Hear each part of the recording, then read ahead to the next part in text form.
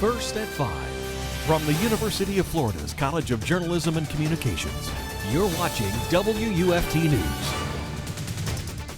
Welcome to First at 5 from WUFT News. I'm Ashley Weinstein. And I'm Jake Reyes. Thank you for joining us. The fallout continues from the nomination of Nebraska Senator Ben Sasse to lead the University of Florida. This time, the heat is on student body president Lauren LeMasters.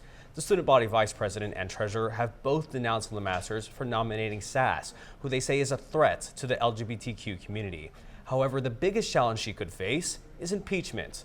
The Change Caucus filed articles of impeachment against the student body president for, in their words, endangering and subverting the will and well-being of students. Senate Minority Leader for the Change Caucus, Faith Corbett, says student demands were not heard.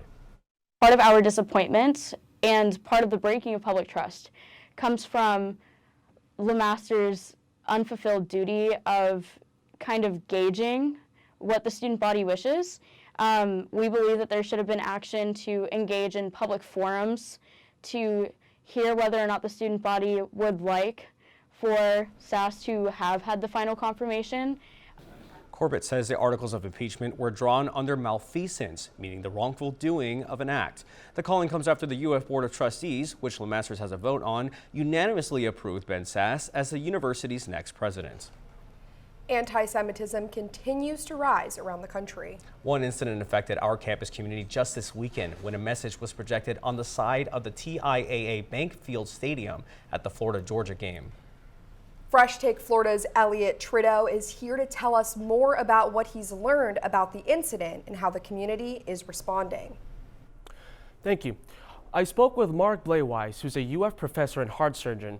He told me he wasn't aware of the projected message, but he did confront Holocaust deniers outside of the game. Mark was exiting the game with his wife and sister-in-law when he saw young and middle-aged men yelling harsh statements. Fair warning, some of what I'm about to say might be harmful and triggering for our viewers. Mark heard one say the Holocaust didn't exist and, quote, Jewish pedophiles were running the government. He and his wife, Jennifer, confronted them and had some colorful language. This one was personal, as Mark had relatives who survived and died in the Holocaust. Mark says no one around them, including the police, reacted to the argument. In response to the message projected onto the stadium, the Jacksonville Sheriff's Office told me no crimes were committed because the Sheriff's Office said it was protected by the First Amendment. We still don't know who's responsible for the message. Mark said that we're starting to see resurgence of anti-Semitism. Mark also said that he saw a video of the displayed message on the stadium Sunday, a day after it was displayed. I also spoke with Florida's highest-ranking Jewish politician and Agriculture Commissioner Nikki Fried, who visited the TIA Bank Field in Jacksonville on Tuesday. It's important to note that she's a former student body president at the University of Florida and a founding member of the Hillel House, a Jewish cultural center on campus. From the interview with Fried and full story, you can find my article on WUFT.org. Back to you guys. Thanks, Elliot. Jake, the weather has been great outside, minus that little rainstorm last night, but it's feeling nice out. It definitely is. I wonder if it's going to find out to be a little bit, it's going to stay sunny. Let's find out. Derrah joins us now with the weather forecast. Derrah, is it going to stay sunny? Well, it is, and we're tracking lots of breeze out there, gusts up to 17 miles per hour. It feels like 81 degrees out, and temperatures are in the low 80s across North Florida, 82 in Gainesville. Over the next couple of hours, we're going to be cooling down quite a bit. Tonight by sunset, temperatures in the mid-60s, and overnight tonight, temperatures barely making it to 60 and 50s in some areas. I'll have more on that, as well as some rain that we're tracking this evening and tomorrow in my full forecast coming up. Back to you. Thanks, Derrah. You may have noticed that since Hurricane Ian, there are a lot more mosquitoes buzzing around. WESH 2's Marley Martinez explains what Orange County and the University of Florida's Institute of Food and Agricultural Sciences is doing to combat this. Standing water pools along neighborhood streets throughout Central Florida over a month after Hurricane Ian, creating a breeding ground. You know, the mosquitoes have gotten horrible since the waters rose. Scott Martin knows because he works in the areas people left for a restoration mitigation team. You will get eaten up a lot. That's why Orange County and the University of Florida's Institute of Food and Agricultural Sciences are handing out free mosquito traps. Did you know that mosquitoes are attracted to red and black? To folks like Ewing Kulikowski. And we lost a few of the screen on top of our back porch, so now the mosquito came in. These traps were invented in a UF lab, and the company that now sells them donated 100,000 traps to hard-hit communities. 9,000 went to Orange County. We have a big population of mosquitoes here in Orange County now because of all the water. Orange County Extension Director Kevin Cam took us on a tour of their garden. So we have a formal garden, we have a pollinator garden here. Which was impacted by the storm too. But all back here for the hurricane was flooded, all the way up to the archway. Kevin showed us places where people could find mosquitoes in their own yards, from spots you'd expect. Yeah, you could definitely find mosquitoes. Also, and others you might not. It's very decorative, but you're going to get water standing in here. That's why they set up mosquito traps in their own garden and say you could too. Just put it in a shady spot. It lasts for 3 months, and each one covers 1,500 square feet. This is sort of our boots on the ground approach. So homeowners can just set it and forget it and be able to kill mosquitoes. Circuit Judge Elizabeth Scherer formally sentenced Parkland school shooter Nicholas Cruz to life in prison without parole. Cruz's 2-day sentencing hearing officially came to an end after the jury spared now 24-year-old from the death penalty last month. Judge Scherer handed down the sentence of life in prison without the possibility of parole to the dismay and victims of their families. Cruz will have 30 days to appeal the judgment and sentence of the court. He is also ineligible to, quote, to benefit in any way as far as monies are concerned for the crimes he committed during the 2018 shooting that left 17 people dead. The judge highlighted that Cruz is to serve all 34 counts of the indictment consecutively. Again, I am ordering that all 34 counts of the indictment for each sentence is to run consecutive, that is, one after another. I'm ordering all mandatory court costs, all costs of prosecution. I'm ordering the costs of incarceration of the defendant by the Broward Sheriff's Office. I'm also imposing a public defender fee pursuant to Florida statute.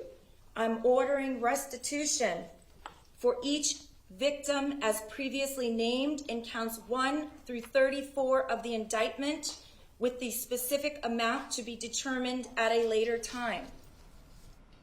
Judge Scherer ordered the Department of Corrections to garnish Cruz's commissary account until all of his restitution, court costs, and costs of the sheriff's office are paid in full. Later, we'll show you a new resource the Florida Museum has put together for the community. And later, we'll tell you about an event to raise money for our Springs. But first, our Attorney General has launched a new brand new resourcing hoping to solve a national issue. We'll give you a look at it after the break.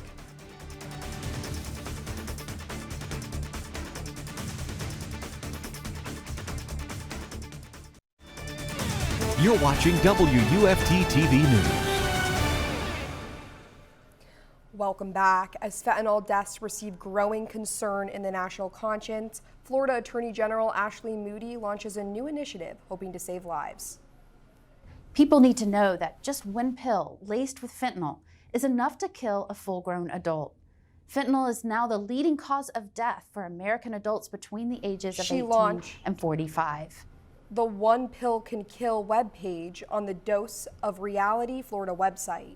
The goal of the page is to spread information about which drugs could contain synthetic opioids, the prevalence of these substances, and how to stop addiction. The Gainesville community will experience parks and preservations like never before. The Florida Museum is partnering with the Alachua County Library District to bring tools and nature guides to library card holders. The exploration backpacks include binoculars, a plant press, a butterfly net, bug enclosure pocket, microscope, and more. All 12 Alachua libraries will be offering the packs. Florida Museum Youth Outreach Coordinator Alberto Lopez says he hopes to reconnect with the community through nature. I've seen how many kids are in many ways scared of nature, and that to me is very difficult to see. Over the next 2 years, the program's goal is to reach over 2,000 kids. The backpacks will be available for pickup on Monday. If Florida did not already seem like a great place to start a business, it will now. Florida is ranked the #1 place for entrepreneurs in the country. As of late October, Harrington Group International shows Florida as the best place to have a business. Data was tracked from 2020 to 2022, and HGI determines the rankings by analyzing 9 different metrics. Taxes, business cultures, and startup survival rates are a few factors that place Florida on top. Gainesville's Chamber of Commerce spokesperson says she expects Florida to continue to grow. It's not a surprise to me at all that Florida's #1 for that. We're seeing an influx of new residents at a rate of about 800 people a day, based on the statistics that we're seeing from the Florida Chamber of Commerce. HGI says the U.S. business environment is positive overall. You can support the Springs at an upcoming community event and grab a beer while you're at it. Alachua Conservation Trust announced it's hosting Cycling for Our Springs with First Magnitude Brewing Company.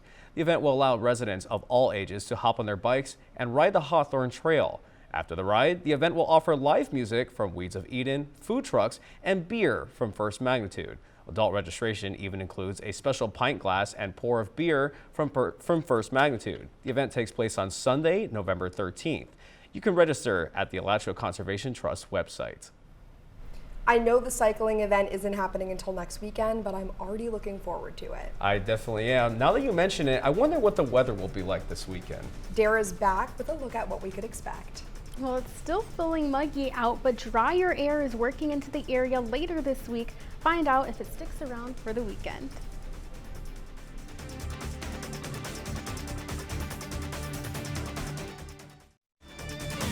You're watching WUFT-TV News.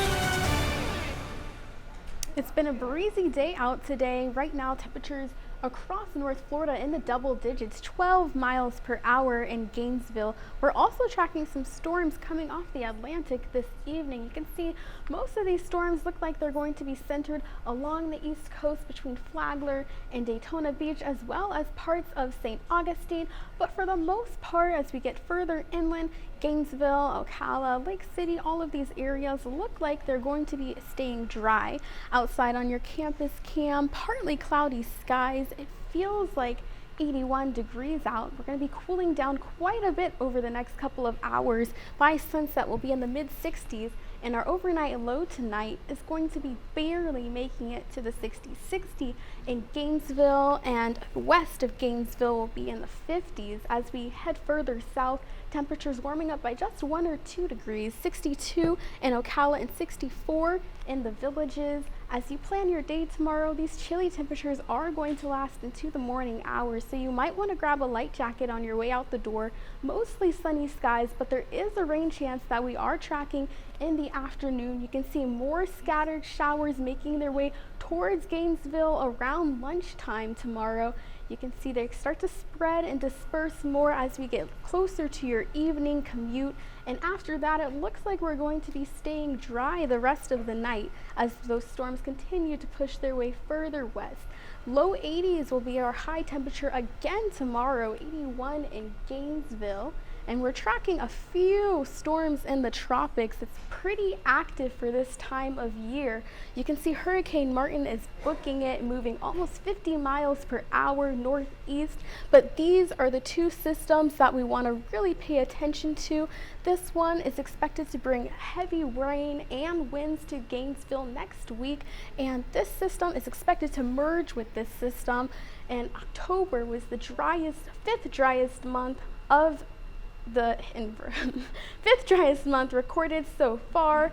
So these systems are expected to merge together to bring some much needed rain that we haven't been seeing in a while. The rest of this week, we're going to be warming up to the mid-80s this weekend, and more rain is expected to cool us down into the mid-70s next week. Back to you.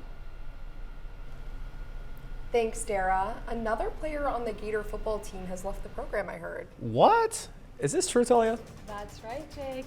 Find out which Florida player is entering the transfer portal after this.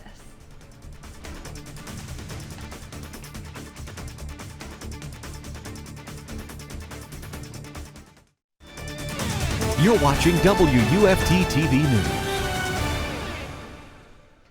Welcome to sports. I'm Talia Baia. A second player is gone from the Gator football team today.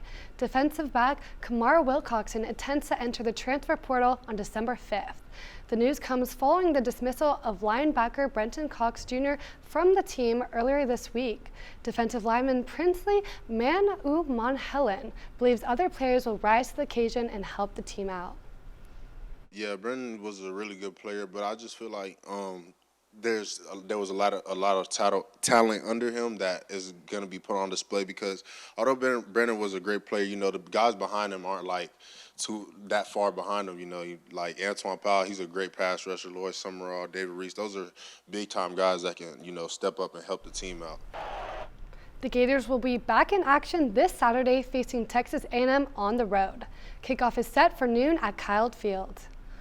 Moving to Gators women's basketball, the team held its only exhibition game against St. Leo last night. The Gators did not hold back, beating the Lions 110-46 with the help of 7 different Gators scoring in double figures. The Gators opened up with a 33-7 first quarter lead. Arashar Kyle led all scorers with the game-high 16 points and 11 rebounds. 4 of the 5 Florida starters also scored 10 or more points, totaling up to exactly half of the team's overall points. The Gators kick off their regular season at home against Florida A&M Monday night at 5:30. Meanwhile, the 12th-ranked Gators volleyball team will be hosting Missouri this Friday in the O'Connell Center. The Gators are currently on a 3-game win streak after beating the Arkansas Razorbacks and Auburn Tigers last week. Florida is in first place with a 10-2 record in SEC play. Meanwhile, Missouri hasn't been doing so well. They are 1-10 in league play, coming in on a 4-game losing streak after being defeated by Georgia and Ole Miss over the past 2 weeks. You can catch these two teams battling it out tomorrow at 7 in the O-Dome. That's it for sports. Now back to Ashley and Jake. Thanks, Talia. If you weren't aware, we're celebrating a national holiday today. It's National Sandwich Day. It's the birthday of the 4th Earl of Sandwich, who was born November 3rd, 1718. Nationally, Popeyes and Subway are offering buy one, get one free sandwiches through their apps. And Jersey Mike is offering free delivery, but we decided to celebrate locally. Our producers and our other co-anchor Tyler went out and got us these amazing sandwiches from Hogan's Heroes to celebrate. So these are so delicious. Oh, that's good. Yum. What'd you get on your sandwich? I got lettuce, tomato.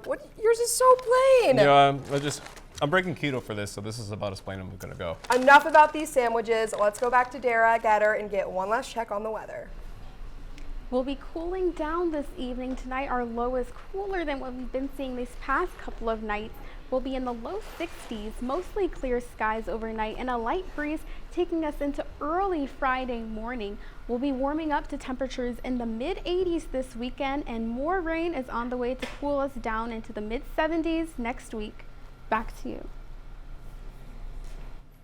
Thanks, Derrah. BBC World News is next, and PBS NewsHour is coming up at 7. But remember, your Florida news is always on at WUFT.org. Have a great night. And go get yourself a sandwich.